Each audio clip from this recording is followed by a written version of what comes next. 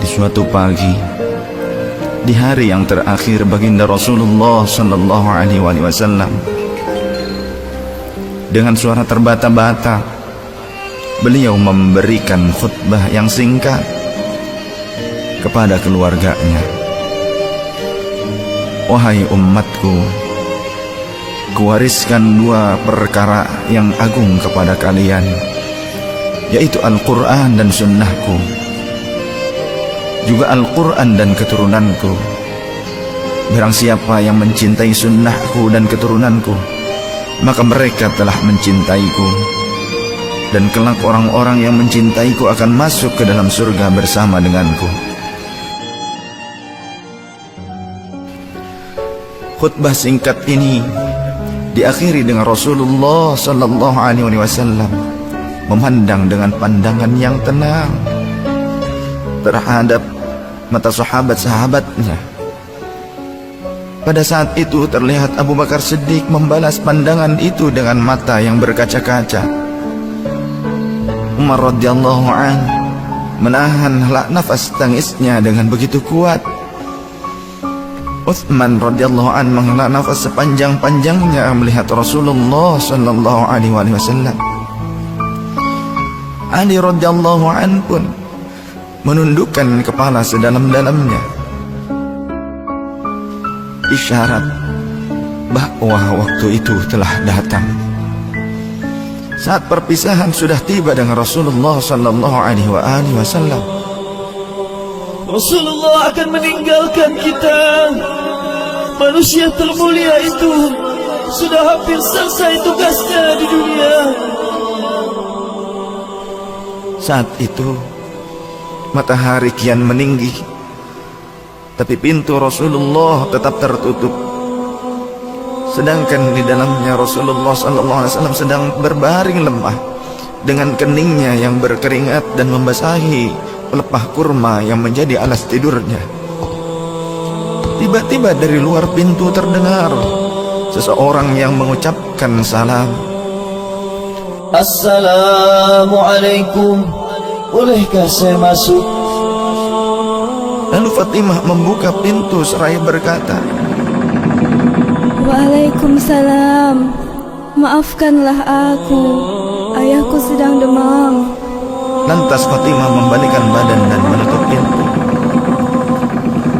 Rasulullah sallallahu alaihi wasallam mendengar jawaban Fatimah. Seraya beliau bertanya, siapakah yang datang itu, wahai putriku? Fatimah pun menjawab, Tidak tahulah wahai ayah, tak pernah aku lihat orang itu sebelumnya.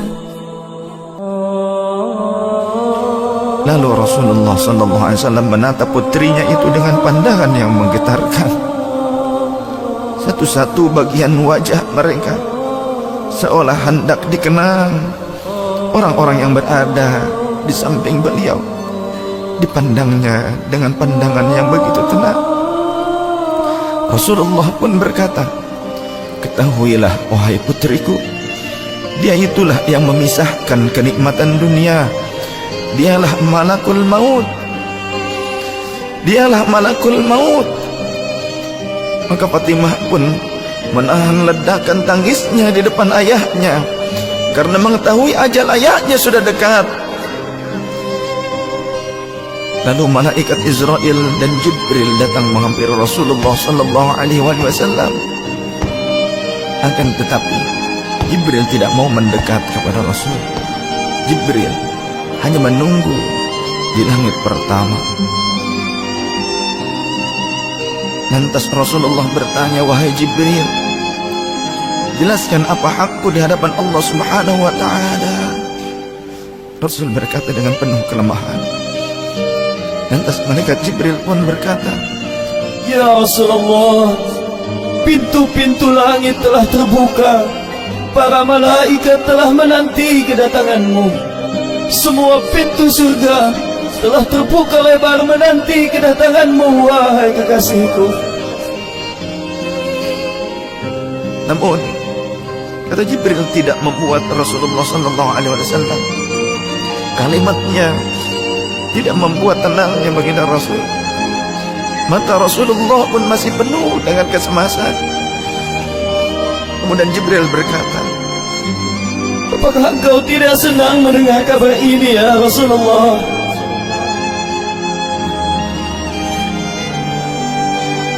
Kemudian Rasul pun berkata, kabarkan kepadaku bagaimana nasib umatku kelak, wahai Jibril. Lalu Jibril menjawab, jangan khawatir ya Rasulullah. Aku telah mendengar Allah telah berfirman kepadaku, kuharamkan surga bagi siapa saja kecuali umat Muhammad telah berada di dalamnya. detik-detik wafat Rasulullah semakin mendekat, dan tibalah saatnya malaikat Israel menjalankan tugasnya. Perlahan-lahan ruh Rasulullah sallallahu alaihi wasallam ditarik dari tubuhnya. Tampak seluruh tubuh Rasulullah bersimpah peluh. Urat-urat leher baginda Rasul menegang pada saat itu. Manusia termulia merasakan sakaratul maut. Perlahan-lahan Rasulullah sallallahu alaihi wasallam pun mengaduh, merasakan rasa sakit itu. Dan Rasulullah berkata, wahai Jibril, betapa sakitnya sakaratul maut ini. Rasul berkata dengan begitu lirik. Fatimah pun memejamkan matanya, tak sanggup memandang ayahnya. Sedangkan Ali di sampingnya menundukkan pandangan semakin dalam. Dan ternyata Jibril pun memalingkan mukanya, tak mampu memandang Rasulullah sallallahu alaihi wasallam. Lantas Rasulullah pun berkata, ya Jibril, jika engkau melihatku hingga kau palingkan wajahmu dariku, hai Jibril. Lantas Jibril pun menjawab, siapakah yang sanggup melihat kekasih Allah direbut ajalnya ya Rasulullah?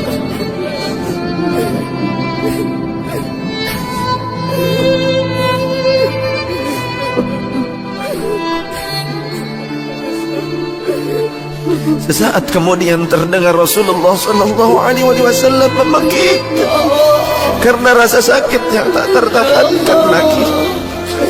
Lalu Rasul pun berkata, ya Allah, dahsyatnya sakaratul maut ini ya Rabb. Timpakan seluruh siksa maut ini kepadaku atas umatku, jangan pada umatku ya Allah.